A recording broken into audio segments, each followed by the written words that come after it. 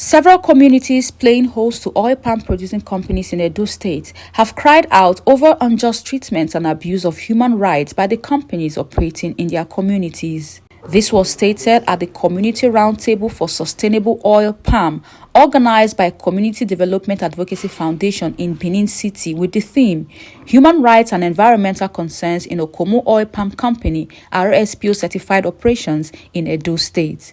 The event, which held on the 12th and 13th of July 2024, had several communities from Ovia North East, Ovia Southwest and Ohunwude local government area, representatives from Edo State Ministry of Agriculture, civil society organizations, student environmental groups and other stakeholders in attendance. The Director of Campaigns and Administration of CODAF, Maimone Marere Ubrijo, who facilitated the program, explained how the RSPO principles and key criteria can be applied by local communities to hold oil palm companies accountable. He read out the principles of the document and how the rights of the people have been violated in respect to the provisions of the RSPO document and its deliverables. Palm oil.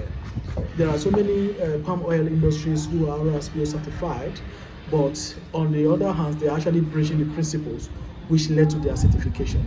So that is why we want community to understand that the violation of human rights and environmental concerns in their communities needs to be addressed urgently, and we need to conscientize them to have the power to be able to address them. So we want them to be able to stand up to file complaint using the RSPO 2 as a tool for accountability to hold Okomo Oil Palm Company accountable for their human rights and environmental abuses. In an experience sharing segment, the community representatives spoke on the conduct of Okomo Oil Palm Company, complaining that their rights have been trampled upon on different levels as people in host communities now live as slaves in their own land. Yearly, when Okomo came, they destroyed our land. We cried to their office for them to pay us our compensation. They said that they have paid that money to Mr. Tony Aneni, that Mr. Aneni is the one to pay us. Then we now move to that A. and Hartman's office. Getting there, that man pay us peanut money. When we cried to Kumu said that he didn't know us, that is A. and Hartman, he knows that is the one that transferred that land to him. We do. At the time when we go on strike, you see other people that are bigger than us. We believe we be standing behind them. So what shall we do? The company in Okomo Oil, they are not doing us good. Why I say so? One, I cannot go out and come back at my own convenient time. When it is 9 o'clock, the gate will be locked. Either I sleep outside or look for any other alternative. Then community matters. They are not sincere in anything they are doing about the development of the community. The other hand, they pass laws, rules every day, and they don't carry the people along. I know some person are under the company.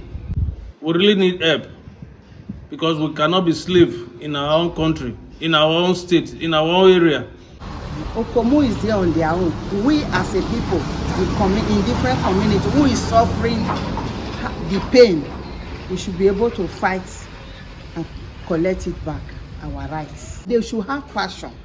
They should have passion on the people. We are not really talking, our children, generation, future children that are yet on board, the ones that are coming now, so that they should have a place. Because with all this, if we don't fight it now to make sure things stabilize, our children will suffer. Okomo in my community have causing crisis in the community. There are a lot of people benefiting. There are lots not benefiting. Those who are benefiting, they are in support of Okomo. You understand me? Then those who are not benefiting, after land grabbing, even to get a hectare now or a place to get a farm, they don't have land to farm. Like somebody, Joseph from Umokwe, because they collected all his land, he's now in a community. That is the headquarters of Umokwe local government area. That is where he's doing farming now. That is where he carry all his children to. Then there's another person from Morua. Because of this crisis, he's now living in Benin. He don't live in Orua again because of problem. They grab a lot of things.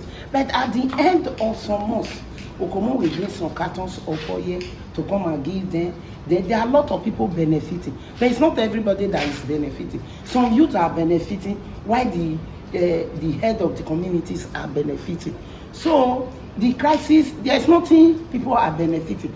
Maybe 5 years to come, when people don't have land to farm, they will know there is problem. That is not their own.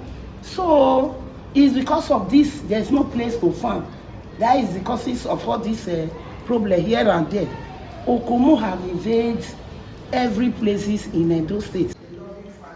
Also speaking at the event, the National Coordinator of Community Forest Watch, Sunday Ajile, stated that Okomo Oil Palm Company has portrayed itself to be a responsible company, but research will show that most of the company's public statements are meant to provoke public empathy, and the government is not ready to investigate. A company that is paying 12 billion tax to the state to behave responsibly. And if there is any complaint against the company, do you think government will just rush to the company to say stop doing this when they know they are collecting 12 billion naira as tax? That is the problem. The state government always come out to protect the company and then enslave her own subjects that they are supposed to protect. That is the problem. So from the testimonies that we gathered or we have gathered from the communities, that is nothing but the truth. But who will listen to them? Who? When you talk, they send security forces against you. The DSS will come knocking on your door to arrest you. The police will threaten you. And the local vigilante, those ones you don't even mention their name because they will come and kill you. That's the problem. What can the communities do? They can do nothing. We have already been enslaved. So what do you expect us to do? Nothing. If you cry, you are in trouble. If you don't cry, you are in trouble. While sharing similar experiences in Liberia and how the RSPO document can be used to seek justice, the program manager of Community Rights and Corporate Governance Program of the Sustainable Development Institute Friends of the Earth Liberia, James Otto, stated that the RSPO was designed to help communities fight against injustice and human rights abuses from oil palm companies. Otto pointed out that the first step of utilizing the RSPO is for communities to gather information about the company, their stakeholders and agencies backing them up, and the tactics they use to carry out their activities.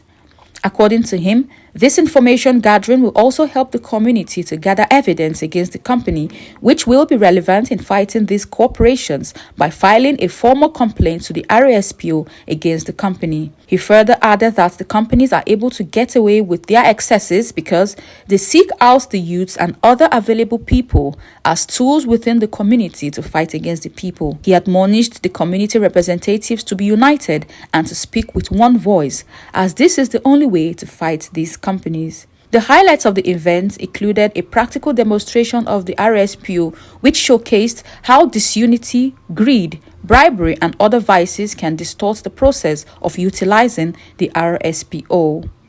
Elvira Jordan, reporting for Brighter Brand TV.